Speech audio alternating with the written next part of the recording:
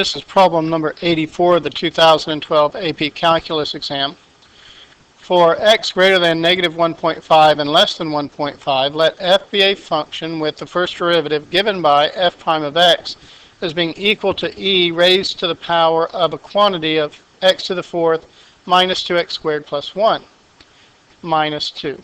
Which of the following are all intervals in which the graph of f is concave down? Now I notice all of my answer choices here have decimals, and so it's a very good indication that we'll need a graphing calculator on this problem. So let's go ahead and begin and pull up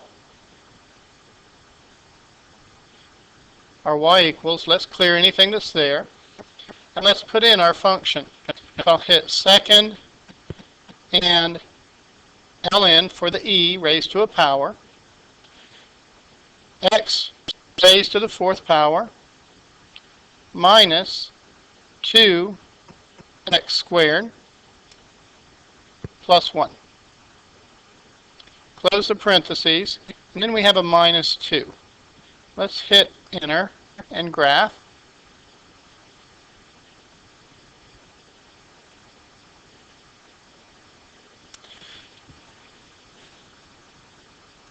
Let's pull this off to the screen, off the side.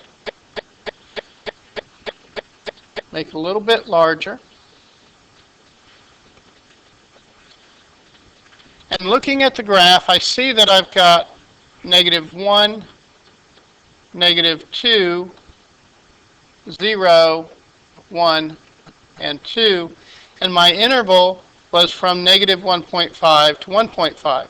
So if I go halfway between at the negative 1.5, and halfway between here, I notice I'm still going to have part of my graph on the other side, or let's go ahead and put it in blue.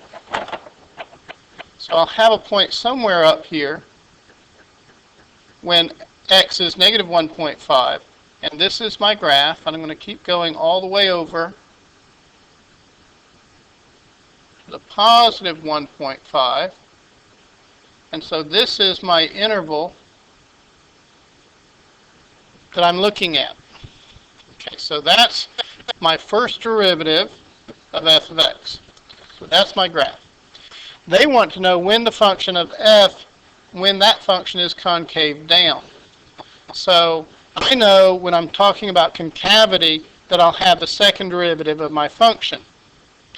And if my graph is the first derivative, then I'm going to take the derivative one more time, and that just means I'm going to look at the slope of the tangent line of the curve, and that will give me this second derivative. So looking at the graph, we're going to consider when is the slope negative. So that would give us when this is concave down. So when is the slope negative? That's the key. So I notice I have the slope of a tangent line being negative here.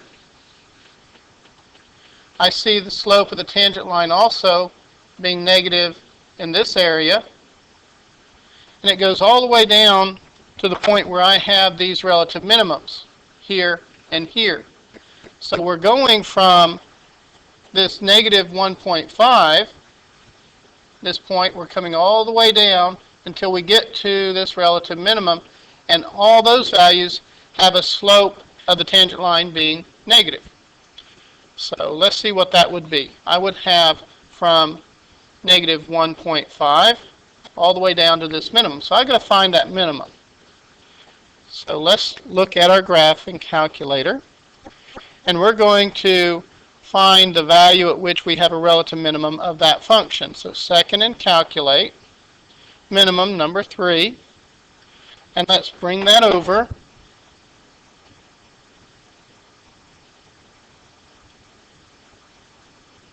And hit enter. And come to the right. And hit enter. And come back.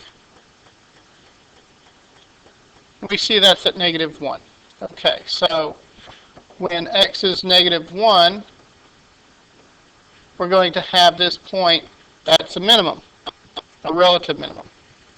Okay, so what about this one on the right? Well, we can check that one as well on the graphing calculator just to make sure. I can hit second, calculate, number 3 for minimum. Let's bring this over. I want it on the left side. Then I want to take it to the right side of that minimum. Then take it back left, somewhere close, and hit enter. We see that's a positive 1. And that's what we expected. X was negative 1 on the left, positive 1 on the right. And so we're going to again be looking at the slope being negative here. And again, this is the graph of the first derivative. So when we look at the slope of the tangent line, we're talking about the second derivative, which gives us concavity. So from negative 1.5 to negative 1, and now from 0, when x is 0, to x equals 1. We have it also negative. And so that's going to be our answer choices. From negative 1.5 to negative 1, let's find that. And from 0 to 1, that's letter D. Letter D.